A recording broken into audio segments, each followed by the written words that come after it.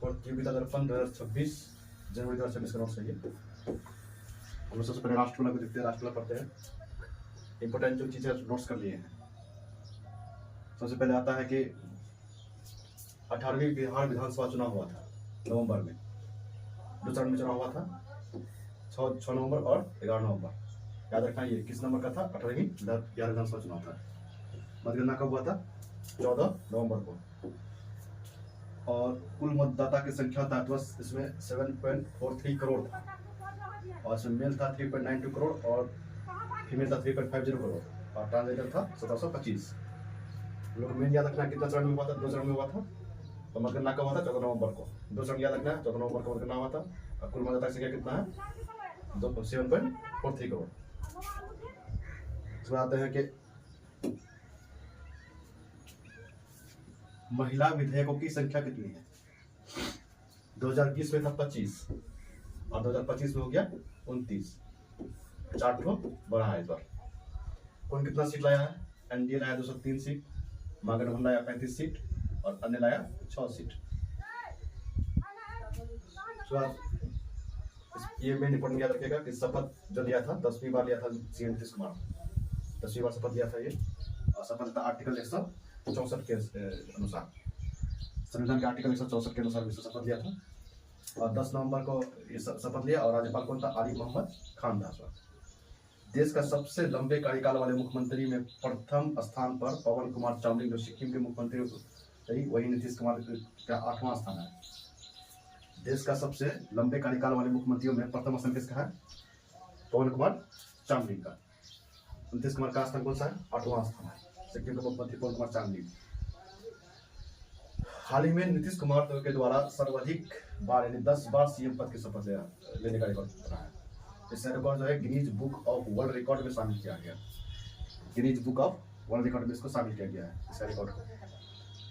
हाल ही में लखनऊ को पाक कला श्रेणी में यूनेस्को के क्रिएटिव सिटीज नेटवर्क में शामिल किया गया है।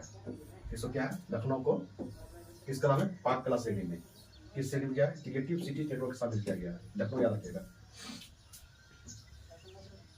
विश्व में अभी 408 शहरों इस सूची में शामिल हो गया है। इस वर्ष 58 शहरों को सम्मिलित किया गया है। और ये कुल शहरों की संख्या कितना भी? 408। यूनेस्को का यह सिटी नेटवर्क UCCN 8 श्रेणियों में समर्पित शहरों का नेटवर्क है। 8 श्रेणी में क्या क्या? श्रेणी देख लीजिए। शिल्प एवं लोक कला, संगीत, फिल्म, डिजाइन, वास्तुकला और मीडिया। लखनऊ को शामिल किए जाने के बाद सूची में शामिल भारतीय शहरों की संख्या बढ़कर कितना हो गया? 9। टोटल कितना है? 408। और इसमें भारत का शहर कितना है? कितना शहर है? 9 शहर। याद रखिएगा कितना शहर है ये? 9 शहर भारत का है। बहुत इंपोर्टेंट है ये। 9 शहर कितना किसका है? भारत में है। 9 शहर का नाम याद दिया हुआ यहाँ पर। जयपुर शिल्पकला के लिए दिया गया, वाराणसी को संगीत के लिए, चेन्नई को संगीत के लिए, मुंबई को फिल्म के लिए, हैदराबाद को गैस्ट्रोनॉमी के लिए, लखनऊ को गैस्ट्रोनॉमी के लिए, और श्रीनगर को शिल्पकला लोककला के लिए, ग्वालियर को साहित्य के लिए। इसका इंपोर्टेंट इसको मेन इसको याद रखिएगा। लखनऊ को शामिल किया गया। ये टोटल कितना है? 9 हो गया। और कौन कौन सा शहर? मुख्य शहर की याद रखिएगा। इसमें पूछ देगा कि इसमें से कौन सा शहर नहीं है। तो श्रीनगर है, ग्वालियर है, हैदराबाद है, मुंबई है, चेन्नई है, वाराणसी और जयपुर। टोटल 9 शहर हो गया। इंपोर्टेंट हो गया लखनऊ। चलिए किससे नहीं दिया? गैस्ट्रोनॉमी किया गया। आगे आते हैं लोग। वंदे मातरम 150 वर्ष पूरा किया। रचना 7 नवंबर 1875 को हुआ था। रचनाकार बंकिम चंद्र चटर्जी था। इसका 1882 में आनंद मठ के एक अंश के रूप में प्रकाशित किया गया था। इसको कब किया गया था? 1882 में। और इससे पहली बार 1896 में कलकत्ता के कांग्रेस अधिवेशन में रविन्द्रनाथ टैगोर ने गाया था इसको। ठीक है ना? इसको राजनीतिक नारे के तौर पर पहली बार इसे इस्तेमाल किया गया 1905 में बंगभंग आंदोलन के समय में। और 7 नवंबर 2025 को रचना के 150 वर्ष पूरे होने के कारण 150 के स्मारक सिक्का भी जारी किया गया। और 7 नवंबर 2025 से 7 नवंबर 2026 तक देश भर में स्मरणोत्सव कार्यक्रम का आयोजन किया गया है। राष्ट्रपति द्रौपदी मुर्मू राफेल लड़ाकू विमान में उड़ान भरने वाली देश की पहली राष्ट्रपति बन गई है। राफेल लड़ाकू विमान में क्वेश्चन पूछ देगा कि राफेल लड़ाकू विमान में कौन सा राष्ट्रपति जो राफेल लड़ाकू विमान में उड़ान भरी थी? तो वो द्रौपदी मुर्मू। ये याद रखिएगा। कौन सा वायुसेना स्टेशन है? ये अम्बाला वायुसेना स्टेशन है। मैंने इसको याद रखिएगा। आपको किस तरह कोई विमान भी दे देगा, किस तरह कोई विमान में तो वो राफेल में, तेजस दे देगा और कुछ दे देगा तो वो राफेल याद रखिएगा। कंफ्यूज करने के लिए कोई दे सकता है, तो राफेल याद रखिएगा कि राफेल को चर्चा में रहा।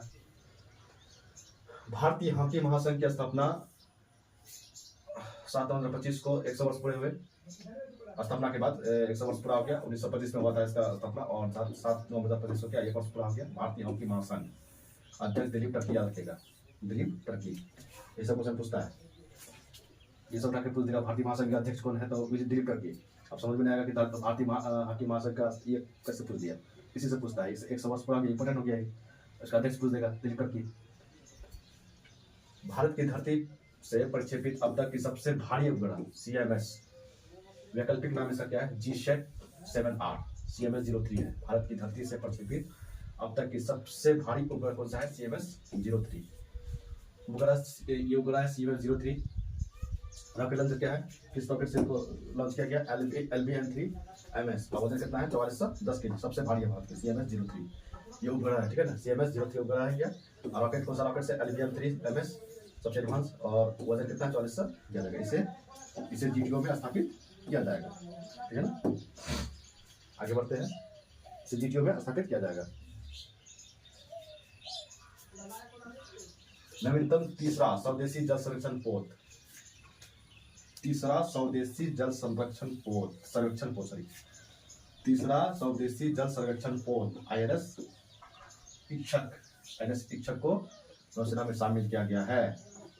प्रथम कौन था? संघायक। दूसरा कौन था? निर्देशक।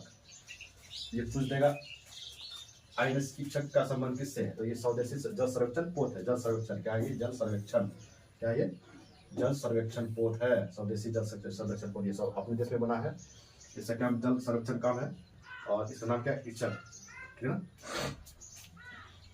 आगे बढ़ते हैं। पहला याद रखें, पहला संघायक और दूसरा निर्देशक। ये दो पहला दूसरा याद रखने की जरूरत नहीं है उतना। ये पूछ देगा INS इच्छक का संबंध किससे है? तो वो जल संरक्षण है, जल संरक्षण करता है और स्वदेशी है। नवीनतम से स्वदेशी निर्मित युद्धपोत INS माहे को नौसेना में शामिल किया गया। क्या नाम है? माहे। INS माहे। INS इच्छक क्या हो गया और यहाँ के माहे हो गया क्या? युद्धपोत हो गया, युद्धपोत हो गया माहे। और जल सर्वेक्षण पोत हो गया क्या? जल सर्वेक्षण पोत हो गया क्या? INS इच्छक जल सर्वेक्षण पोत, जल सर्वेक्षण पोत हो गया इच्छक और युद्धपोत हो गया माहे। क्या रखेगा? 27th दिव्य कला मेला का आयोजन लखनऊ में किया गया है। काम किया गया लखनऊ में। 27th दिव्य कला मेला का आयोजन कहाँ किया गया? लखनऊ में। QS एशिया रैंकिंग 2026 यूनिवर्सिटी में ऑफ हांगकांग हो गया। पैकिंग यूनिवर्सिटी चीन शीर्ष हो गया। शीर्ष 100 में भारत के मात्र 7 शामिल है। शीर्ष 100 में कितना? भारत के मात्र 7 शामिल है। 7 शामिल मात्र। आप 59 में IIT दिल्ली हो गया, ठीक है ना। IIT 64 में IISc बेंगलोर हो गया। आप एक आया इंपोर्टेंट ये राष्ट्रमंडल खेल 2030 में 100 साल पूरे होंगे। राष्ट्रमंडल खेल ये बहुत इंपोर्टेंट ये होगा। राष्ट्रमंडल खेल 2030 में कब पूरे होंगे? 2030 में कितना होंगे? 100 साल का पूरा हो जाएगा। प्रथम हुआ था 1930 में हैमिल्टन में, कनाडा में हुआ था। प्रथम खेल कहाँ हुआ था? हैमिल्टन कनाडा में हुआ था प्रथम खेल 1930 में। और 19वां राष्ट्रमंडल खेल वर्ष 2010 में भारत में हुआ था। भारत में एक ही बार हुआ राष्ट्रमंडल खेल, बहुत अच्छा हुआ था इस वक्त, बहुत धंधली हुआ था इसमें, बदनामी भी उनका बहुत हुआ था। तो 10वां हुआ था कहाँ में? 19वां कहाँ हुआ था? 2010 में हुआ था, भारत में हुआ था। और 24वां 2030 में भारत अहमदाबाद गुजरात में प्रस्तावित है, होगा कि नहीं गारंटी नहीं है। 2030 में 100वां तो कहाँ होगा? गुजरात में, अहमदाबाद में करने का प्रस्ताव दिया गया भारत में। बहुत इंपोर्टेंट होता है।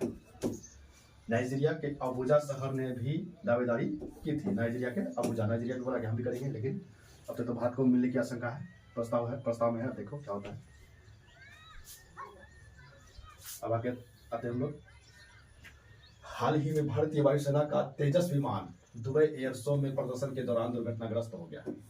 कौन सा विमान था? तेजस। राफेल विमान पर क्या गया था। यह एक द्विवार्षिक कार्यक्रम था और 2025 का थीम था the future is here. Dubai में पहले बात याद रखना, कहाँ में हुआ था? दुबई में। कहाँ में हुआ था? दुबई में हुआ था। दूसरा हुआ था कौन सा विमान था भारत की ओर से? तेजस विमान था। तीसरा क्या रखे? द फ्यूचर इज हियर या थीम था द फ्यूचर इज हियर। यहाँ का थीम था इसका। अब आते आगे। 56वां अंतर्राष्ट्रीय फिल्म महोत्सव होता है गोवा में। गोवा में ही फिल्म महोत्सव होता है। अंतर्राष्ट्रीय फिल्म महोत्सव कहाँ होता है? गोवा में, याद रखिएगा। फोकस कंट्री जापान था। सर्वश्रेष्ठ फिल्म स्किन ऑफ यूथ, क्या नाम था इसका? Skin of youth. सर्वश्रेष्ठ फिल्म क्या था? Skin of youth. निर्देशक संतोष दवाखर और अभिनेता अभिभर घोष और अभिनेत्री के जारा सोफिजा ओस्टा, ठीक है ना। और रजनीकांत को विशेष सम्मान दिया गया है। भारतीय फिल्म इंडस्ट्री को 50 वर्ष पूरा किया किसने? रजनीकांत। एक लंबा समय दिया इसने। इसके सम्मान दिया है युवा रत्न सम्मान। क्या दिया? युवा रत्न सम्मान। कौन दिया? छत्तीसगढ़ राज्य द्वारा दिया गया। भारतीय इंडस्ट्री में 50 वर्ष पूरे होने के मतलब कि 10 वर्ष रात तक अपना योगदान दिया है किसने? रजनीकांत ने। इसीलिए इसको दिया गया है, एक सम्मान दिया छत्तीसगढ़ राज्य के द्वारा। ये सम्मान का नाम क्या है? युवा रत्न सम्मान हो गया। उसके बाद आते हैं मध्य प्रदेश का मध्य प्रदेश को वर्ष 2025 का उद्योग एवं रोजगार वर्ष घोषित किया है। इसको क्या है? मध्य प्रदेश को वर्ष 2025 का उद्योग एवं रोजगार के रूप में घोषित